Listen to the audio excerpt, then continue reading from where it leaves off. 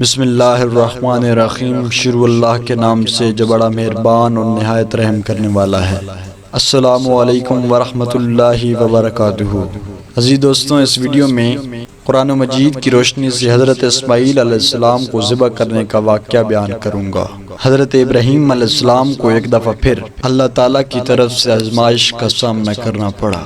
آیت کریمہ میں حضرت ابراہیم علیہ السلام کی تیسری آزمائش کا ذکر کیا گیا، جب حضرت ابراہیم علیہ السلام نے دین حق کی خاطر ہجرت کی اور اپنے رب سے نیک بخت اولاد کی دعا مانگی تو اللہ تعالیٰ نے ان کی دعا قبول فرماتے ہوئے ایک بردبار بچے کی بشارت دی۔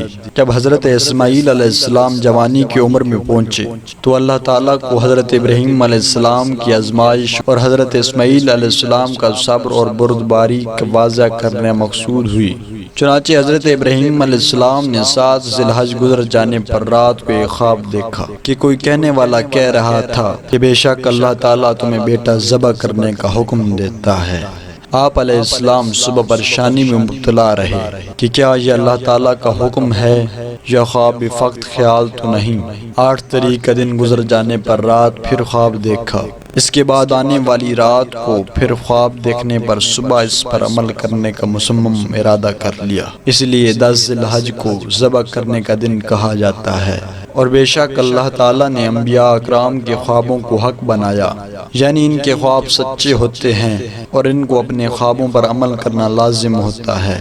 چنانچہ آپ علیہ السلام نے اس خواب کا ذکر حضرت اسماعیل علیہ السلام سے کیا تو حضرت اسماعیل علیہ السلام نے صبر و حلم کا مظاہرہ فرماتے ہوئے اللہ تعالیٰ کے حکم کے آگے سر تسلیم و خم کر دیا اور اتنی بڑی آزمائش کا بردباری اور خندہ پیشانی کے ساتھ سامنا کیا۔ حضرت قتادہ رضی اللہ عنہ سے مروی ہے کہ جب حضرت ابراہیم علیہ السلام اپنے بیٹے حضرت اسماعیل علیہ السلام کے ذبح کرنے کے لیے روانہ ہوئے تو شیطان ایک دوست کی شکل میں آپ علیہ السلام کو روکنے کے لیے آیا، لیکن کامیاب نہ ہو سکا۔ پھر حضرت اسماعیل علیہ السلام کو اس راہ سے ہٹانے کی کوشش کی، لیکن ان پر بھی اس کا داؤ نہ چل سکا تو اس نے موٹا تازہ بن کر وادی کو بھر دیا اور راستہ بند کر دیا تاکہ آپ علیہ السلام آگے نہ جا سکے۔ حضرت ابراہیم علیہ السلام کے ساتھ ایک فرشتہ تھا جس نے آپ علیہ السلام سے کہا کہ اسے ماریں، تو آپ علیہ السلام نے اسے 7 کنکریاں ماری تو وہ اپنے راستے سے ہٹ گیا۔ دوبارہ پھر آگے آنے کی کوشش کی تو آپ علیہ السلام نے پھر کنکریاں مار کر راستہ سے ہٹا دیا۔ تیسری مرتبہ پھر اس طرح آگے آ کر راستہ بند کر دیا تو آپ علیہ السلام نے پھر 7 کنکریاں مار کر راستے سے ہٹا دیا۔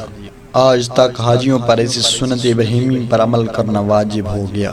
سبحان اللہ، اپنے محبوب کی ادائیں اللہ تعالیٰ کو کیسے پسند آئی کہ ان کو عظیم عبادت کا حصہ بنا دیا گیا۔ حضرت ابراہیم علیہ السلام نے اپنے لخت جگر کو ذبح کرنے کی نیت سے چہرے کے بل لٹایا اور گدی کی طرف ذبح کرنے کا ارادہ فرمایا تاکہ اپنے فرزند سعید کا چہرہ دیکھ کر باپ کی محبت جاگ نہ اٹھے۔ حضرت ابراہیم علیہ السلام کی چھری چلاتے ہی جبریل امین نے چھری کا رخ بدل دیا اور آپ علیہ السلام سے اللہ تعالیٰ کی ندا فرمائی کہ بے شک تو نے خواب کو سچ کر دکھایا اور اس عظیم آزمائش پر پورا اترے۔ اللہ تعالیٰ کی طرف سے ایک سینگوں والا سفید سہی مائل دمبا حضرت اسماعیل علیہ السلام کا فدیہ میں دیا گیا اور آپ علیہ السلام کو ذبح سے بچا کر بھی ذبح ہونے کا اجر ثواب عطا فرمایا گیا اور تا قیامت تک آپ علیہ السلام کو ذبیح اللہ یعنی اللہ کی رضا کے لیے ذبح ہونے کا لقب عطا فرمایا۔ حضرت ابراہیم علیہ السلام کی قربانی اللہ عز و جل کو اس قدر پسند آئی کہ تا قیامت تک اہل نصاب پر اس کو واجب کر دیا گیا، کیونکہ یہ وہ عظیم آزمائش تھی جس میں حضرت ابراہیم علیہ السلام کامیاب ہوئے اور اللہ تعالیٰ نے حضرت اسماعیل علیہ السلام کی جگہ ایک بڑی قربانی عطا فرما دی اور ایک مینڈا ذبح کرنے کا حکم دیا۔ حضرت ابراہیم علیہ السلام نے ثابت کر دیا کہ آپ علیہ السلام اللہ عز و جل کے کس قدر عطا گزار اور فرمانبردار ہیں۔ برسوں بعد ملنے والے لاڈلے بیٹے کی گردن پر اللہ کی رضا کی خاطر چھری چلا کر آپ علیہ السلام نے خلیل اللہ ہونے کا شرف حاصل کر لیا۔